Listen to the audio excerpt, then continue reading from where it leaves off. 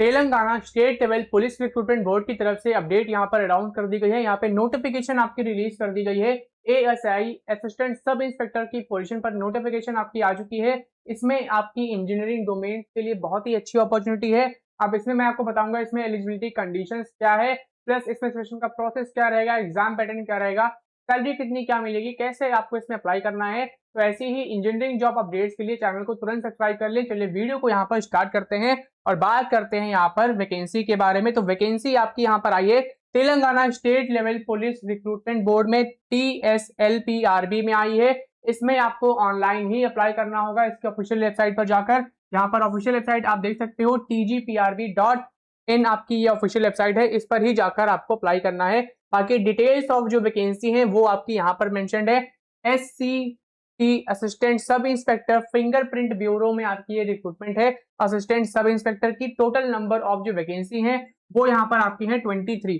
इसमें अगर आप पे स्केल देखोगे तो 33,750 रुपीज से लेकर 99,310 रुपीज पर मंथ तक यहाँ पर आपकी सैलरी रहने वाली है। इन हैंड सैलरी आप यहाँ पर मान सकते हो 60,000 के अप्रॉक्स, 60 से 70,000 के अप्रॉक्स आपकी यहाँ पर इन हैंड सैलरी रहेगी। इसमें आपको ऑनलाइन ही अप्लाई करना होगा। बाकी जो डिटेल्स हैं वो आपको शेयर करता हूँ। इसमें एलिजिबिलिटी कंडीशंस यहाँ पर क्या रहने वाली है। तो यहाँ पे डिस्ट्रीब्यूशन ऑफ वैकेंसीज आप यहाँ पर चेक कर सकते हो, जोन वाइज कितनी क्या यहाँ पर वैकेंसीज हैं। तो ये सब देख सकते हो। कलेश्वरम में आपकी 2 वैकेंसी है, बजारा में 3 वैकेंसी, रंजना में आपकी 3 वैकेंसी है, भद्राद्री में आपकी यहाँ पे 3 वैकेंसी है, यजाद्री में 3 वैकेंसी है, चार मीनार में 7 वैकेंसी, तो वहीं जोकुलंबा में आपकी यहाँ पे 2 वैकेंसी है। ओवरऑल आपकी यहाँ पे 23 वैकेंसी है असिस्टेंट सब इंस्पेक्टर की पोजीशन पर, और ये आपकी यहाँ पर है ब्यूरो में। ठीक है, और यहाँ पर डिटेल्स यहाँ पर देखते हैं तो इसमें जनरल कंडीशंस, ये सारी जनरल कंडीशंस आप यहाँ पर चेक कर सकते हो। इसमें आपको ऑनलाइन ही अप्लाई करना होगा। सबसे पहले आपको इसके ऑफिशियल वेबसाइट पर जाकर रजिस्ट्रेशन कंप्लीट करना होगा, फिर आप इसमें अप्लाई करने वाले हो। बाकी यहाँ पर जो डिटेल्स हैं जनरल वो आप यहाँ से पढ़ सकते हो। बात करते हैं यहाँ पर फीस कितनी क्या यहाँ पर आपको पे करनी है। तो यहाँ पर आप देख सकते हो SC ST को यहाँ पर जो है उनको यहाँ पर कोई भी फी नहीं पे करनी है। बाकी कैटेगरी कैंडिडेट्स को यहाँ पर फी पे करनी होगी। ऑनलाइन एप्लीकेशन रजिस्ट्रेशन फॉर्म की फी पे करनी होगी। इसके अलावा और भी यहाँ पे डिटेल्स मेंशन्ड है। फिर यहाँ पर बात करते हैं आपका यहाँ पे कौन कौन से डॉक्यूमेंट्स यहाँ पे लगेंगे, कौन कौन सी पोस्ट पे आप अप्लाई कर सकते हो। तो वो सारी यहाँ पर जो नोटिफिकेशन है वो आपको इसकी ऑफिशियल वेबसाइट पर मिल जाएगी डिटेल में। पेमेंट ऑफ फी आप यहाँ पर देख सकते हो इसके ऑफिशियल वेबसाइट पर, यहाँ पर ही जाकर आपको फी पे करनी है। यही वेबसाइट है जिस पर आप जाकर अप्लाई करोगे और एप्लीकेशन फॉर्म यहाँ पर फी पे करोगे। ठीक है, फिर यहाँ पे स्टेप्स यहाँ पे लिखे हैं, कौन कौन से स्टेप्स यहाँ पर हैं, कैसे क्या यहाँ पर है। अगर आप EWS कैटेगरी या non creamy layer OBC category से हो, SC ST किसी भी आप रिजर्व कैटेगरी से हो, आपको यहाँ पर लेटेस्ट फॉर्मेट में सर्टिफिकेट भी रेडी रखना होगा। वही आपको यहाँ पे अपलोड करना है डॉक्यूमेंट्स प्रूफ पे। ठीक है, तो ये सारे डॉक्यूमेंट्स आपके यहाँ पे लगेंगे। तो ये आपके जनरल कंडीशंस में ही आते हैं। इंस्ट्रक्शंस आप यहाँ पर फॉलो कर सकते हो। इंस्ट्रक्शंस यहाँ पर मेन हम बात करेंगे कि इसमें एलिजिबिलिटी कंडीशंस क्या है। उसके पहले आप यहाँ पर देख सकते हो कौन कौन से डॉक्यूमेंट्स यहाँ पर आपके रिक्वायर्ड रहेंगे अपलोड करने जब आप कर रहे होगे। तो इसमें है आपका SSC मेट्रिकुलेशन सर्टिफिकेट आपको अपलोड करना होगा। एजुकेशन क्वालिफिकेशन सर्टिफिकेट जो भी आपने डिग्री कंप्लीट की है वो आपको यहाँ पर अपलोड करनी है।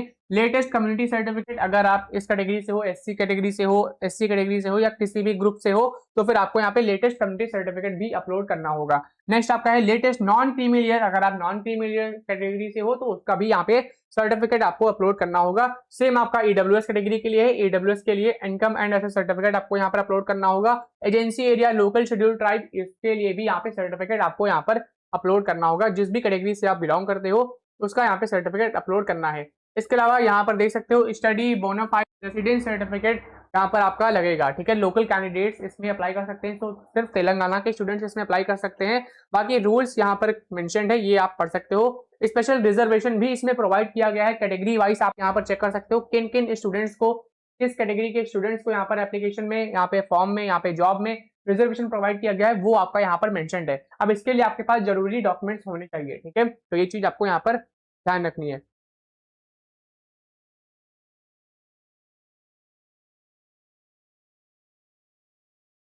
फिर यहाँ पर देखते हैं इंस्ट्रक्शंस आपके यहाँ पे लिखे हैं। इंस्ट्रक्शंस आप यहाँ पर देख सकते हो। एज लिमिट यहाँ पर अगर आप देखोगे तो एज आपकी यहाँ पर मेंशन्ड है। विमेन और मेन दोनों ही आपके पोस्ट पे अप्लाई कर सकते हैं। असिस्टेंट सब इंस्पेक्टर तो की पोजीशन पर दोनों ही अप्लाई कर सकते हैं।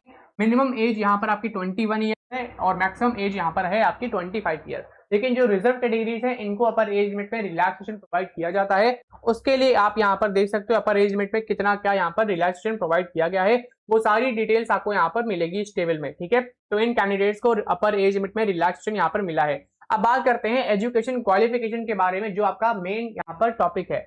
इसमें अगर देखें तो अगर आपने डिग्री कंप्लीट की है, बीई बीटेक अगर आपने किया है इंफॉर्मेशन टेक्नोलॉजी ब्रांच में, तो आप इसमें एलिजिबल हो। अगर आपने बीई बीटेक किया कंप्यूटर साइंस या फिर कंप्यूटर साइंस स्पेशलाइजेशन जिसमें आपका आर्टिफिशियल इंटेलिजेंस है, artificial intelligence and machine learning में किया है, डेटा साइंस में किया है बीई बीटेक, या नेटवर्क्स में किया है, साइबर सिक्योरिटी में किया है, या आईओटी यानी इंटरनेट ऑफ थिंग्स में किया है, या आपने बीएससी इन कंप्यूटर साइंस में किया है, या फिर कंप्यूटर एप्लीकेशन में आपने डिग्री कंप्लीट की है। कहने का मतलब है अगर आपने बीएससी कंप्यूटर साइंस में किया है तो भी अप्लाई कर सकते हो, बीसीए किया है तो भी आप इसमें अप्लाई कर सकते हो असिस्टेंट सब इंस्पेक्टर की पोजीशन पर जो आपकी है ब्यूरो में। ठीक है, इसमें आप अप्लाई कर सकते हो, क्राइम ब्रांच में आपकी ये पोस्टिंग यहाँ पे रहेगी।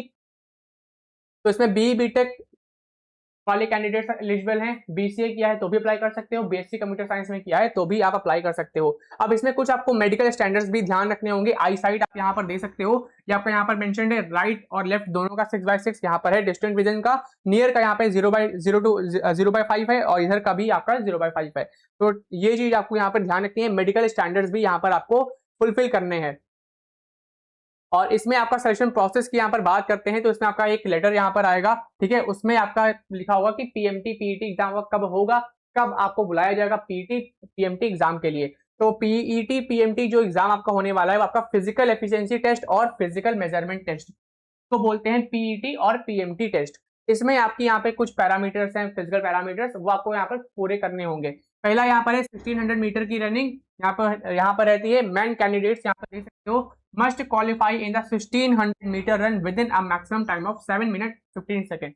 तो अगर आप मेन हो, आपको 1600 मीटर की रनिंग 7 मिनट 15 सेकंड में क्वालिफाई करनी है, पूरी करनी है। ठीक है, अगर विमेन आप हो या एक सर्विसमैन कैटेगरी से हो तो फिर आपको यहाँ पे 9 मिनट 30 सेकंड में यहाँ पे क्वालिफाई करनी है। विमेन्स के लिए यहाँ पर जो टाइम है वो है आपका यहाँ पर 5 मिनट 20 सेकंड और उनके लिए रनिंग है आपकी 800 मीटर। यानी अगर आप विमेन कैंडिडेट हो तेलंगाना की और आप इसमें अप्लाई कर रहे हो, आपने बीई बीटेक किया है कंप्यूटर साइंस में या आईटी में या मशीन लर्निंग या किसी भी ब्रांच में जो मैंने आपको बताया, या फिर अगर आपने बीसीए किया है या फिर अगर आपने बीएससी कंप्यूटर साइंस में की है तो आप इसमें अप्लाई कर सकते हो। इसमें आपका पीटी एग्जाम होगा, इसमें आपकी रनिंग होती है 800 मीटर की रनिंग आपको पूरी करनी है 5 मिनट 20 सेकंड में। ठीक है, ये चीज आपका यहाँ पर मेंशन है। तो पहला आपका यहाँ पर पैरामीटर है रनिंग का। दूसरा यहाँ पर जो पैरामीटर है वो आपका यहाँ पर है फिजिकल मेजरमेंट। आप देख सकते हो मैन कैंडिडेट हाइट आपकी 162 सेंटीमीटर मिनिमम होनी चाहिए। विमेन्स के लिए हाइट यहाँ पर मिनिमम है 152.5 सेंटीमीटर। ठीक है,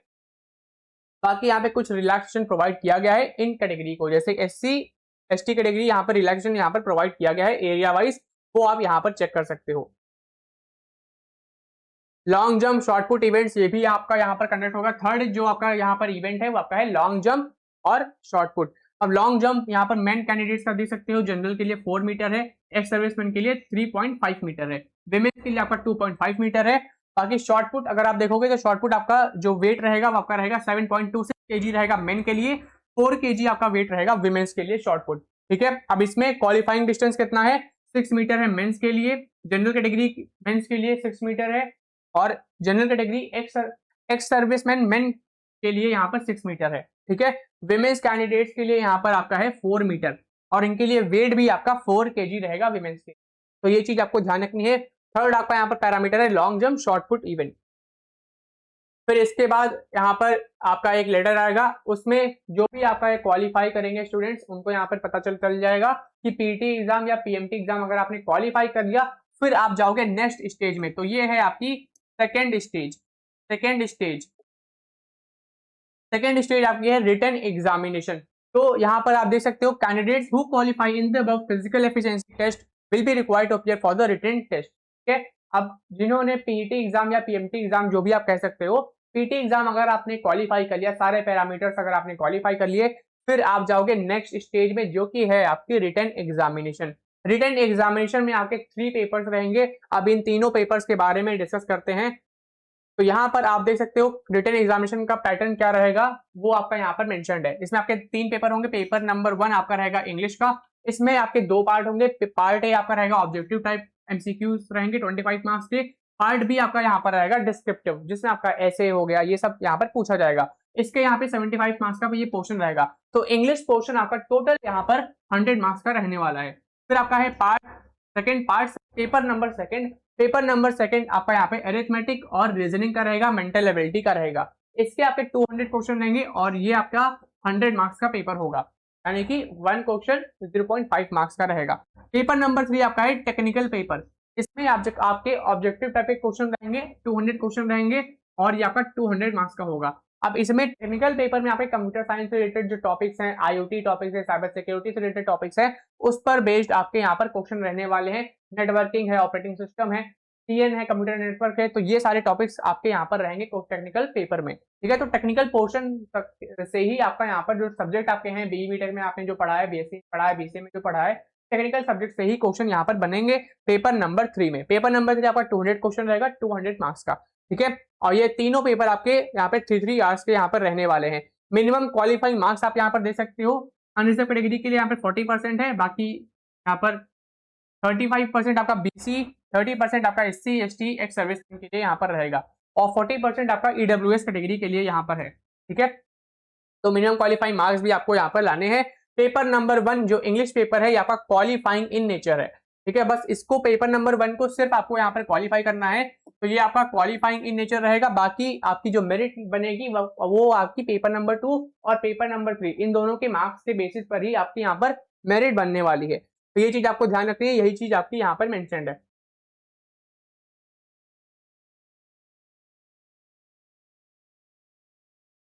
मिनिमम मार्क्स मैंने बता दिया कितना क्या आपको यहाँ पर रिक्वायर्ड रहेगा। बाकी एग्जाम डेट जब अनाउंस कर दी जाएगी आपको पता चल जाएगी, वेबसाइट पर पता चल जाएगी और वो आपकी पोस्टपोन नहीं होगी, तो ये चीज आपको ध्यान रखनी है। फाइनल सिलेक्शन आपका यहाँ पर पेपर नंबर 2 और पेपर नंबर 3 के बेसिस पर ही यहाँ पर रहने वाला है।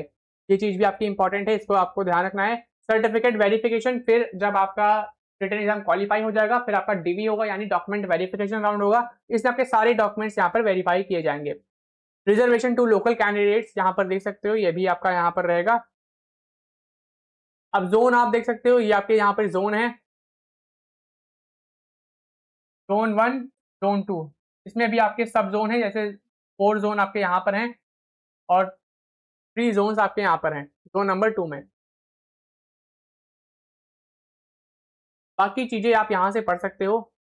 तो अगर आप इस पर्टिकुलर एग्जाम की तैयारी कर रहे हो या फिर किसी भी इंजीनियरिंग जॉब अपडेट्स की प्रिपरेशन कर रहे हो, आपको आना है हमारी वेबसाइट पर rankingpediaeducation.com हमारी ऑफिशियल वेबसाइट है। इस पर आप कोर्स पर जाओगे तो आपको इंजीनियरिंग के सारे कोर्स मिल जाएंगे। टेस्ट सीरीज पर अगर आप यहाँ पर क्लिक करते हो तो जितने भी आपके एग्जाम्स होते हैं सबकी टेस्ट सीरीज आपको यहाँ पर मिलने वाली है। जितने भी आपके इंजीनियरिंग डोमेन में एग्जाम है सबकी टेस्ट सीरीज यहाँ पर मिलेगी। प्लस अगर आप तमिलनाडु स्टेट से है और अगर आप असिस्टेंट इंजीनियर सिविल एग्जाम की कर रहे हो तो फिर आप इस मॉक टेस्ट सीरीज में एनरोल कर सकते हो। इसमें complete material, complete mock test हमने ऑलरेडी अपलोड कर रखा है।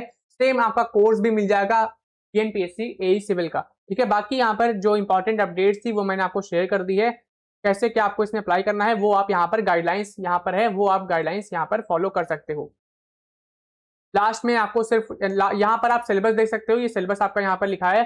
फाइनल रिटन एग्जामिनेशन, यहाँ पर पेपर नंबर 1 इंग्लिश का यहाँ पर सिलेबस क्या रहने वाला है। इसके आपके 2 यहाँ पर पार्ट है, पार्ट ए, पार्ट बी। ये पेपर आपका यहाँ पर जो पोर्शन है वो आपका है इंग्लिश का। इंग्लिश के बाद आपका पेपर नंबर जो 2 है वो आपका रहेगा अरिथमेटिक और रीजनिंग का। ये भी आपका ऑब्जेक्टिव टाइप के क्वेश्चन यहाँ पे रहेंगे। 100 क्वेश्चन यहाँ 200 क्वेश्चन यहाँ पर रहने वाले हैं। अरिथमेटिक का सिलेबस आप यहाँ पर देख सकते हो, ये अरिथमेटिक का सिलेबस है। रीजनिंग का सिलेबस आपका यहाँ पर मेंशन है। वहीं पेपर नंबर 3 आपका रहेगा टेक्निकल पेपर, जिसमें आपके ऑब्जेक्टिव टाइप के क्वेश्चन रहेंगे।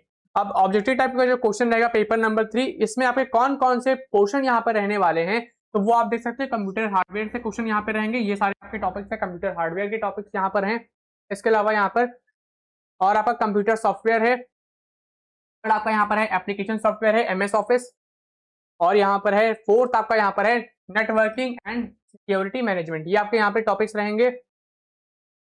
बाकी यहाँ पर एनेक्स्चर यहाँ पर मेंशन्ड है कि आपके सर्टिफिकेट्स हैं, ये सर्टिफिकेट्स आप यहाँ पर चेक कर सकते हो। ठीक है, सबके यहाँ पे प्रोफॉर्मा यहाँ पर मेंशन्ड है।